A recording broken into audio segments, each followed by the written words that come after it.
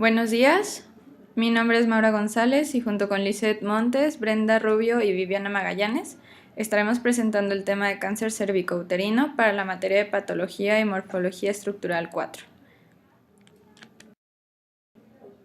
Iniciaremos con la definición de esta patología, la cual es cáncer que se origina en las células que revisten el cuello uterino de la mujer. Esta parte es la conexión entre el cuerpo del útero y la vagina, y el factor de riesgo más importante para desarrollar la enfermedad es la infección por el virus del papiloma humano.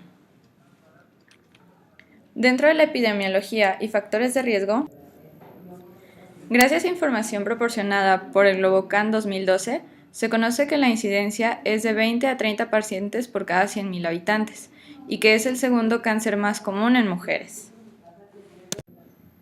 La mortalidad para el año 2012 es de 5.8 a 9.8 pacientes por cada 100.000 habitantes en México.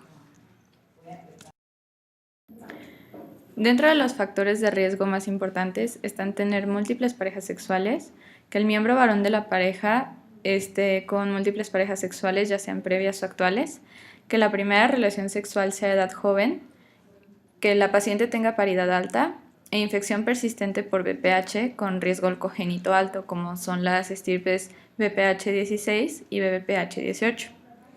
Esto se relaciona también con la primera relación sexual a edad joven, debido a que las pacientes se exponen a una edad más pequeña a infectarse por el virus.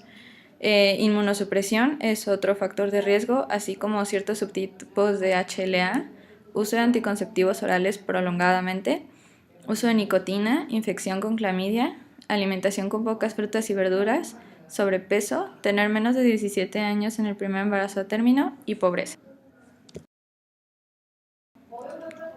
Ahora comenzaremos a hablar acerca de la histología normal del cérvix y de la clasificación de esta enfermedad. En cuanto a la histología normal del cérvix, se conoce que está dividido en dos partes, en el endocérvix y el ectocérvix. El ectocérvix es la parte que está de cara a la vagina y es visible con la exploración física de la paciente. Se compone de epitelio escamoso estratificado no queratinizado y, como la flecha señala, se continúa con la cúpula vaginal. Después se encuentra la unión escamocilíndrica, cuya posición depende principalmente de hormonas, así como de la edad de la paciente y de la paridad. Se compone de epitelio escamoso y cilíndrico mucinoso y es un epitelio poliestratificado inmaduro. Debido a su inmadurez y a la metaplasia de epitelio glandular con la que es que esta área es muy susceptible a infección por VPH. Después de la unión cefálica con el orificio cervical se encuentra el endocérvix, el cual se compone de epitelio cilíndrico secretor de moco en el estroma subyacente y de glándulas endocervicales. Más adelante se hablará de la histología del cérvix, pero ya en relación con la patología. En cuanto a su epidemiología, también es importante conocer que la prevalencia es dependiente de la edad de la infección. El pico de infección es a los 20 años, que es el promedio del inicio de la vida sexual activa de la mujer, y continúa con la clasificación. De inicio se clasificaba como displasia leve, moderada, grave y finalmente como carcinoma in situ, pero al paso de los años se ha buscado simplificar esta clasificación y posteriormente se nombró neoplasia intraepitelial cervical o SIN y se dividía en SIN 1 para displasia leve, SIN 2 para displasia moderada y SIN 3 para grave y carcinoma in situ. Se realizó una nueva clasificación en el que únicamente se utilizaban dos criterios y que ahora se conoce como lesión intraepitelial escamosa y es la clasificación que se utiliza actualmente. Está la SIL de bajo grado y la SIL de alto grado. La de bajo grado únicamente abarca la displasia leve y SIN 1, mientras que SIL de alto grado clasifica SIN 2, SIN 3 y por lo tanto displasia moderada, grave y carcinoma in situ. De las características del SIL de bajo grado, un 80% se asocia a VPH y es una lesión precursora común. Sin embargo, es importante recalcar que no es lesión premaligna. Se detectan de 5 a 6 por 100.000 al año, principalmente en jóvenes o adolescentes, y es la afección que se da de manera más común en la zona de transformación. En este se encuentran altos niveles de replicación viral, pero no hay alteración del ciclo celular del huésped. Como mencionaba, no es todavía una lesión premaligna y pues la remisión suele ser espontánea. Mientras que en la SIL de alto grado, un 100% se asocia a BPH, sobre todo con riesgo oncogénito alto, como son por el serotipo 16 o el serotipo 18. Esta ya es una lesión maligna, puesto que ya hay una desregulación del ciclo celular. Sucede en mujeres de 25 a 40 años y 20% de ellas son de novo, es decir, que no hubo ninguna lesión precursora. La replicación viral suele ser baja, como mencionaba, la proliferación celular está aumentada y la maduración epitelial está disminuida. La evolución natural de estas lesiones, con un seguimiento de 2 años, es que un 60% de las lesiones de bajo grado regresan y un 30% de ellas persisten y únicamente 10% son las que progresan a ser de alto grado. Y en cuanto a las de alto grado, 30% de ellas regresan a la normalidad, un 60% persiste y un 10% progresan a carcinoma, esto dentro de los primeros 2 a 10 años de que se detecta la enfermedad. Después de conocer la histología del cérvix, vamos a pasar a conocer un poco de la patogenia del carcinoma cervical. Uno de los principales riesgos para tener carcinoma cervical es la infección por VPH. El VPH es un virus ADN tipado sobre la base de la secuencia del ADN y existen 15 cepas con riesgo oncogénico alto. De aquí, las principales es la cepa 16, que tiene un 60% de incidencia en el carcinoma cervical, y la cepa 18, que tiene una incidencia del 10%. Existen datos epidemiológicos que muestran una relación directa con la infección con VPH y el riesgo de padecer carcinoma cervical. Pero cuando existe una infección con VPH de alguna cepa que no tiene un riesgo oncogénico alto, la curación, más del 50% de los casos, es dentro de los primeros 8 meses. Sin embargo, si tiene un riesgo oncogénico alto, que sería la 16 y la 18 principalmente, existe una relación, si existe la relación, claro, en los primeros 13 meses. También se justifica que la mayoría de las infecciones por VPH son transitorias, aunque sean con riesgo oncogénico alto. Entonces, no siempre que tengas una infección por VPH vas a tener carcinoma cervical, pero sí te va a predisponer para presentarlo.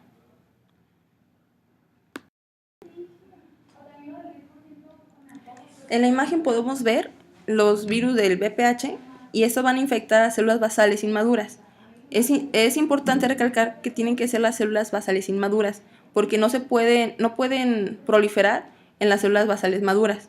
Entonces, primero van a tener que ir hasta la capa basal del epitelio para poder replicarse en las inmaduras. Para esto se necesita primero un área de ruptura epitelial o ya que existan células escamosas metaplásicas inmaduras presentes en la capa superficial del epitelio. Como el VPH tiene que llegar hasta las células inmaduras que van a cubrir el ectocervix, la vagina o la vulva, entonces el establecimiento de la infección de VPH necesita que ya exista un daño previo en el epitelio superficial. Para multiplicarse, el VPH tiene que inducir la síntesis de ADN en las células huésped. Y la replicación siempre tiene que ser en las células escamosas maduras no proliferantes, para que se reactive el ciclo mitótico en estas células. Aunque el virus va a poder infectar las inmaduras, ahí no se va a poder hacer la replicación, ya que existan las células inmaduras infectadas, estas van a tener que empezar a madurar, y ya que estén maduras, empezar a replicar el virus. Por eso se va a formar un ente que se llama atipia coilocítica. En esta característica de la infección por VPH va a consistir en atipia nuclear y un halo perinuclear citoplasmático. Esto va a querer decir que la célula o el virón ya se está replicando dentro de la célula, que sería el punto B de la imagen. Posterior a esto ya va a empezar una lesión con displasia, pero esto no va a ser muy lento porque necesita mucha replicación. Entonces va a llegar un punto en que esta replicación con atipia va a pasar a ya ser propiamente dicho carcinoma cervical con una displasia más severa y ya con disruptura de la membrana basal. Pero aquí lo interesante mencionar o recalcar es que no todas las cepas de BPH van a tener un riesgo oncogénico alto. Los que van a tener riesgo oncogénico alto van a ser las que van a tener una parte en sus genes que van a ser E6 y E7. El E6 y el E7 van a causar una disrupción porque van a tener una relación con dos proteínas, dos genes muy importantes para la supresión de tumores. Uno es el RB y el otro es el P53. El P53 va a estar ligado con el E6 y esto va a inducir una duplicación del centrosoma, con lo que va a llevar a una inestabilidad genómica. La inestabilidad genómica va a prevenir la senescencia de la replicación por regulación de las telomerasas. Entonces estas van a seguirse replicando. El RB es el que va a tener una relación con el E7 y va a proliferar o va a promover la proteólisis del RB. Pero el RB, su función normal es que va a impedir la entrada de la célula a la fase S. Al tener una proteólisis del RB, la célula sí va a entrar a fase S y va a seguir su replicación, lo que normalmente está inhibido. Y también la unión del E6 con P53 va a ser una degradación rápida del P53 y como ya sabíamos, el P53 tiene una función como el vigilante, por así decirlo, del ciclo celular. La degradación del P53 va a ser por medio de proteólisis dependiente de ubiquitina. Entonces esto va a reducir de 2 a 3 veces las concentraciones de P53. El E7 va a formar o va a tener una forma hipofosforilada que va a ser la activa para RB y eso va a favorecer su proteólisis por vía de los proteosomas. Y ya que la célula tenga mayor afinidad por entrar a la fase S de lo que anteriormente era, van a tener dos vías que van a impedir que la célula tenga una parada durante su ciclo celular. Esto va a promover que se sigan replicando y es lo que ya va a ser el carcinoma. Aparte del BPH existen otros factores que también van a promover el cáncer cervical. Estos otros factores no son tan importantes, pero aún así no se ha visto que solamente por BPH vayas a tener cáncer, entonces por eso es importante mencionarlos. Estos son otros cancerígenos que pueden estar en el medio ambiente. Esto va a depender mucho de los factores ambientales a los que la persona esté expuesta, el estado inmunitario propio de la persona, factores hormonales. Esto es principalmente por estrógenos o progesterona, que las mujeres estén teniendo una relación aparte o exógena. Y también otros factores que van a condicionar la evolución y la progresión de la enfermedad, que ya serían propios del paciente. Pasando a las manifestaciones clínicas, es importante mencionar que estas son inespecíficas. Entonces tenemos que tener en cuenta que no todas las manifestaciones de un carcinoma cervical van a ser pélvicas o ginecológicas. Estas pueden presentarse de otra manera y siempre hay que tener en cuenta que podría ser a causa de un tumor cervical avanzado. Entre los signos y los síntomas más comunes está manchado poscoital, sangrado intermenstrual, menometrorragia y mal olor. También podría presentarse descarga amarillenta persistente. Sin embargo, si encontramos signos o síntomas como dolor pélvico o dolor sacro, esto nos podría estar indicando que ya hay una extensión lateral del tumor hacia los plexos nerviosos pélvicos. También podemos encontrar dolor en algún flanco y esto es producido por hidronefrosis debido a compresión uretral o trombosis venosa profunda por compresión de algún vaso ilíaco. Esto va a sugerir enfermedad nodular extensa o una extensión directa del tumor primario hacia la pared pélvica. Cualquiera de estos hallazgos van a orientarnos hacia el posible diagnóstico de un cáncer cervical que ya es avanzado. Estas manifestaciones realmente no son tan comunes. Lo que más se va a encontrar en este tipo de tumores es durante la exploración física algún tumor visible en cuello uterino, pero que generalmente no va a tener alguna presentación clínica. Vamos a pasar a la descripción macroscópica y microscópica. En la imagen macroscópica se observa una displasia moderada severa. Tenemos una inspección de cervix con ácido acético, donde el tejido anormal se torna de color blanco, que indica lesiones precancerosas o neoplásicas. El ácido acético causa una precipitación o coagulación reversible de las proteínas nucleares y las cetoqueratinas. Se observan áreas densas acetoblancas o leucoplasia, bien definidas con márgenes elevados. No se observan lesiones ulcerosas o excrescencias en forma de coliflor que indiquen sospecha de cáncer. En la imagen macroscópica podemos observar un carcinoma de células escamosas. En la imagen de la izquierda es un carcinoma estadio 1 porque se observa una masa de color rojo amarillento y un patrón exofítico que crece hacia afuera y solo se limita a cervix. En la imagen de la derecha también es un carcinoma de células escamosas con expansión a vagina sin llegar a pared pélvica, es decir, es un estadio 2. Tiene una histerectomía total con salpingo-oferectomía bilateral. En la imagen microscópica podemos observar metaplasia escamosa de cervix. Esta es una glándula endocervical con el epitelio cilíndrico normal, en la imagen donde se observa un rombo, que se ha transformado en un epitelio de aspecto escamoso, en donde se observa un asterisco negro. Esto es debido a un proceso inflamatorio. La metaplasia es reversible, en donde el epitelio normal es sustituido por otro tipo de epitelio. La metaplasia puede ser el primer paso en las alteraciones de las células epiteliales que conducen a una displasia. En la imagen de la izquierda se observa un epitelio de cervix normal. Tiene una capa de epitelio plano estratificado con sus 3 capas o sus 3 estratos, el estrato basal, el estrato intermedio espinoso y el estrato superficial. En la imagen de la derecha se observa una neoplasia intraepitelial cervical tipo 1, donde se observa una desorganización celular o células displásicas solo en el tercio inferior del epitelio cervical. También se observa una atipia coelocítica que incluye atipia nuclear con un halo perinuclear citoplasmático. En la imagen de la izquierda se observa una neoplasia intraepitelial cervical tipo 2. Se observan células displásicas y más desorganizadas entre un tercio y la mitad del grosor del epitelio. La lámina basal aún está preservada, por lo que se clasifica como una neoplasia intraepitelial cervical tipo 2. En la imagen de la derecha se observa una displasia cervical escamosa grave. Las células displásicas tienen núcleos más grandes y oscuros y están desordenadas. También la lámina basal está preservada, por lo que se clasifica como displasia grave o carcinoma in situ que abarca el estadio NIC 3.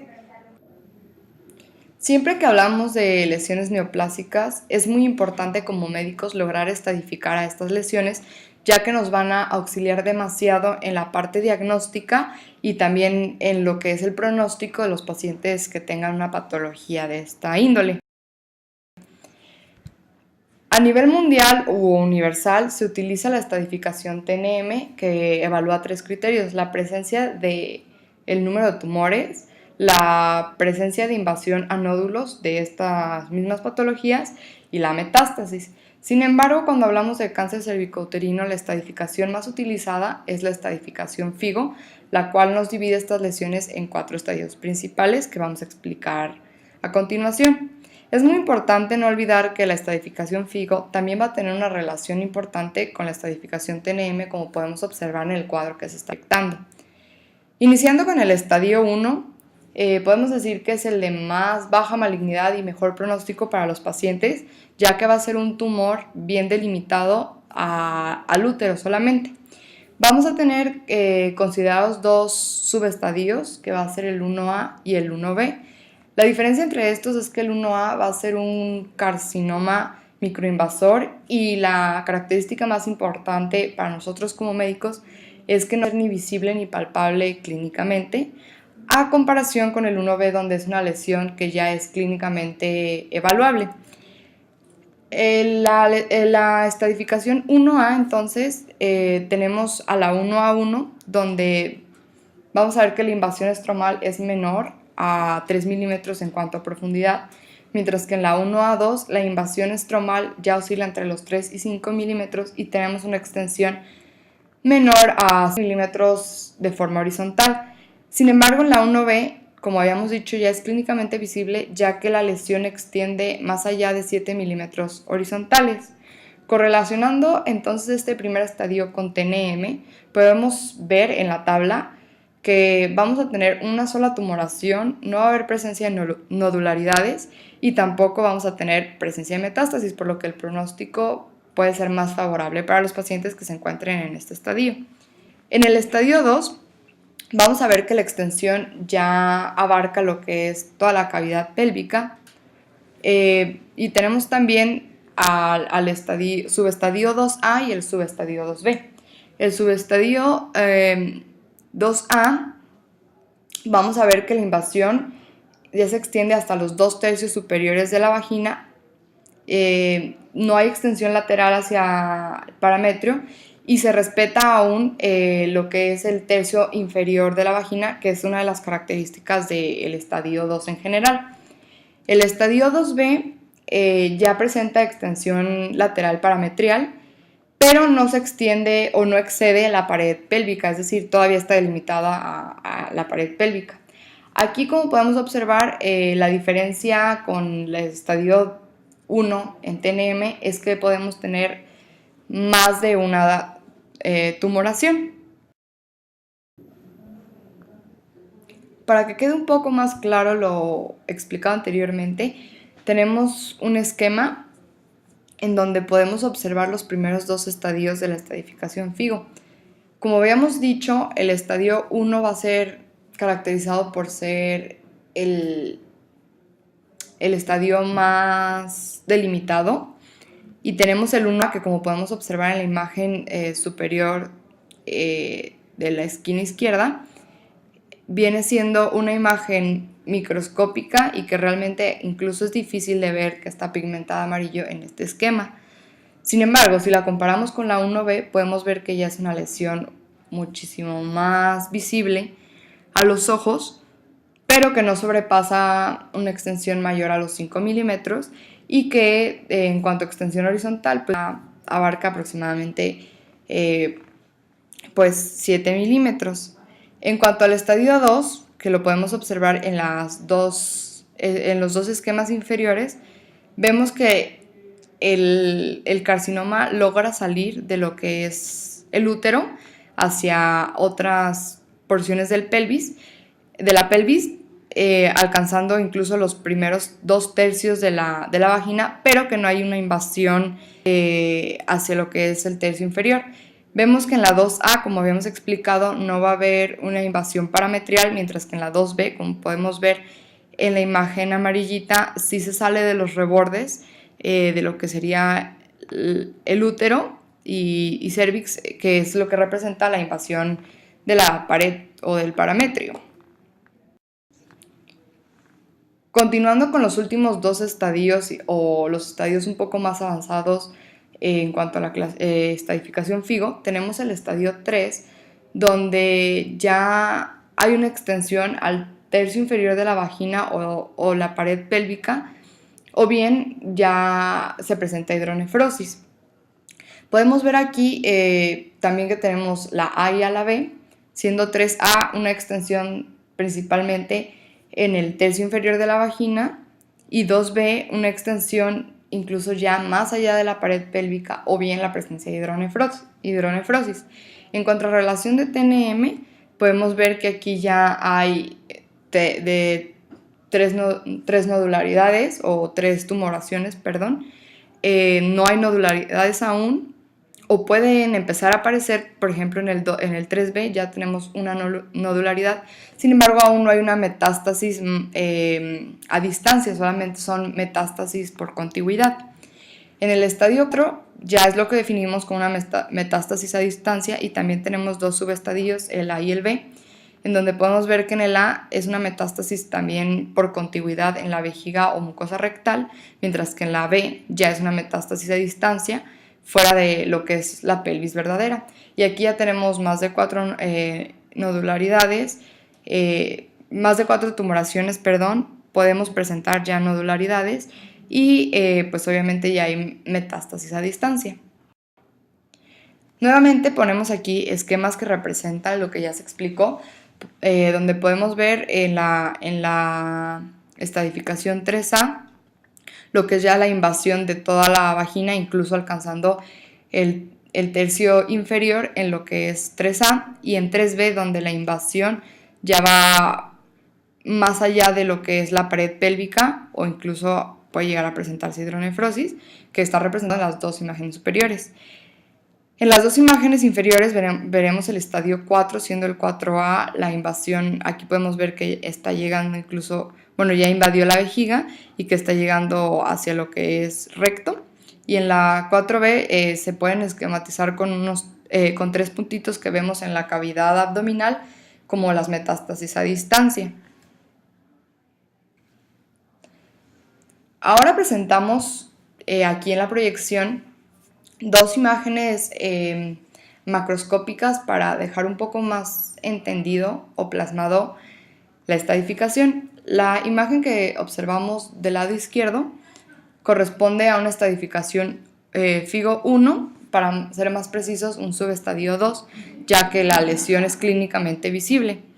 Podemos ver que tiene un diámetro no mayor a 2 centímetros y que se presenta con erosiones cervicales, ulceraciones y lesiones en forma de masa que podemos observar en la imagen claramente como mucho más rojizas.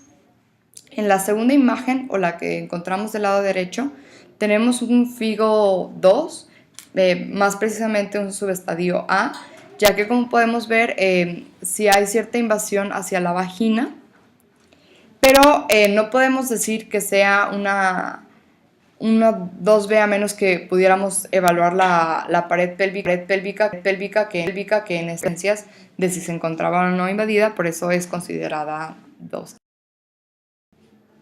Y tenemos una tercera imagen que representa un estadio 4, más precisamente un estadio 4A, donde podemos ver ya extensión a la vejiga. Sin embargo, necesitamos siempre de la clínica del paciente, ya que necesitaríamos conocer si ante un mapeo se han encontrado más lesiones metastásicas a distancia para así conocer si es realmente un FIGO 4A o un FIGO 4B.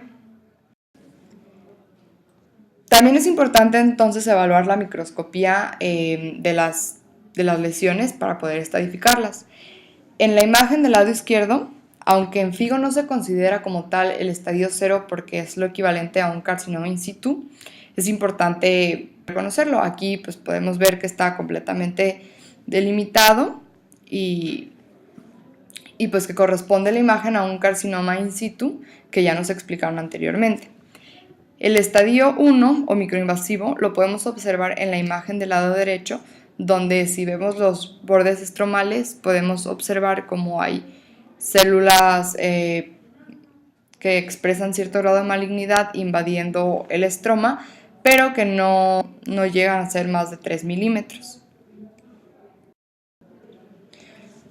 Una vez que conocimos la estadificación, vamos a pasar a conocer cómo es que se realiza el diagnóstico de un carcinoma cervical. Este se realiza mediante una prueba conocida como citología vaginal, o bien coloquialmente llamada Papa Nicolau, ya que esto corresponde a la tinción que se realiza. La técnica consiste de 3 sencillos pasos. El primero de ellos lo vamos a empezar a señalar con un cuadrado azul. Va a ser la observación del cérvix, ayudándonos con un espéculo o espejo vaginal. Lo que vamos a realizar es meter este aparato por lo que es la vagina, y posteriormente lo vamos a rotar y abrir el ángulo para poder observar lo que es el cuello uterino y el orificio externo del útero. Posteriormente a que se está observando esto, vamos a proceder a hacer la toma de la muestra que se está señalando nuevamente con el cuadrado azul. Es muy importante recalcar que se debe tomar la muestra tanto del ectocervix como del endocervix, y nos vamos a auxiliar tanto de una espátula para tomar la muestra del ectocervix como de un cepillo o cotonete para tomar la muestra del endocervix. La muestra se va a tomar realizando una rotación de 180 grados en sentido horario, tanto del ectocervix como del endocervix. Posteriormente vamos a fijar y teñir la muestra. Para esto debemos de hacer un barrido, como se observa en la imagen, de lo que es la espátula, pues debe de ser con un giro completamente de lado. Y en cuanto a lo que fue la muestra del endocervix, debe de ser un barrido dando rotaciones del cepillo del cotonete de 180 grados. Una vez que tenemos el barrido, vamos a proceder a fijarlo y a tincionarlo. Los colorantes empleados en la tinción Papa Nicolau van a ser hematoxilina, la naranja G, eosina. Y los resultados los vamos a interpretar como en azul, va a ser lo que se tiñe en este color, van a ser los núcleos. Podemos también encontrar tinciones rojas o a naranjas, que van a ser células acidófilas, y de verde o a azul verdoso, las células basófilas.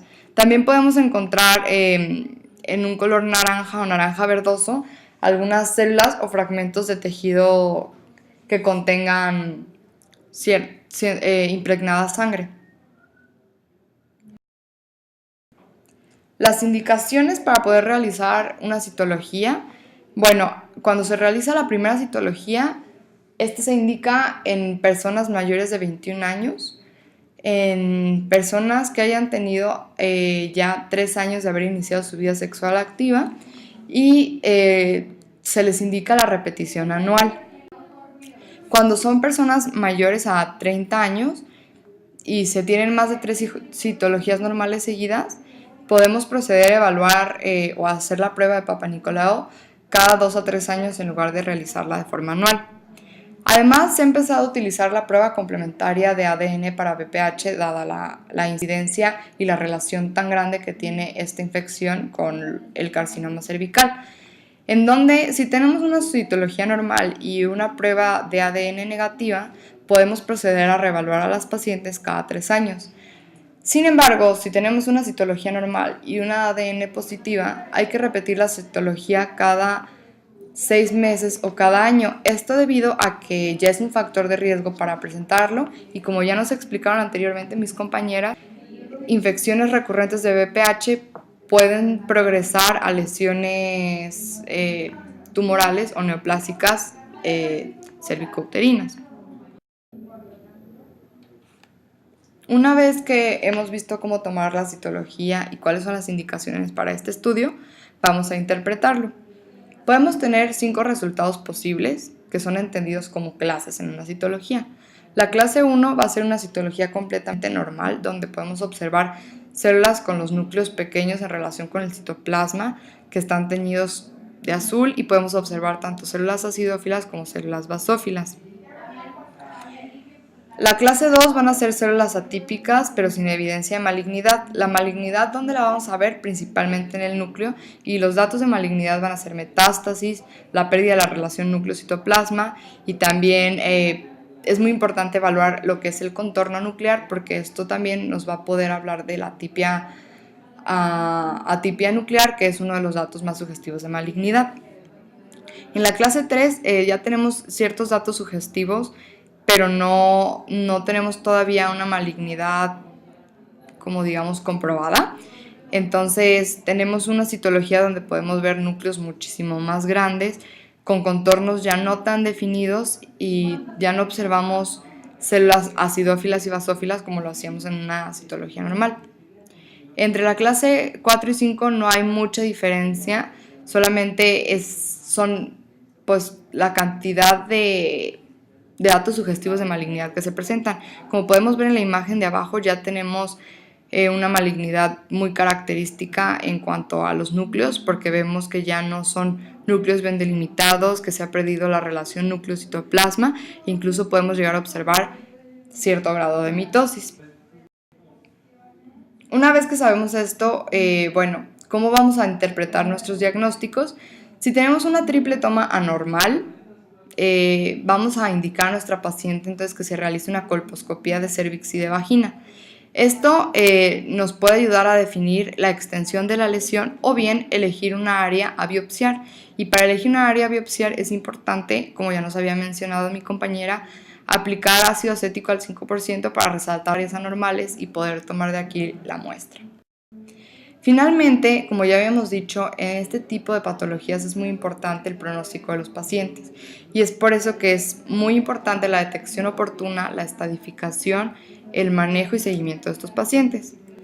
Las tasas de supervivencia suelen referirse a 5 años, siendo del 95% para aquellas pacientes que se encuentran en un estadio 1A, del 80 al 90% en un estadio B, de un 75% en un estadio 2 y de menos del 50% en pacientes que ya se encuentran en estadios avanzados, que es lo que serían los estadios 3 y 4.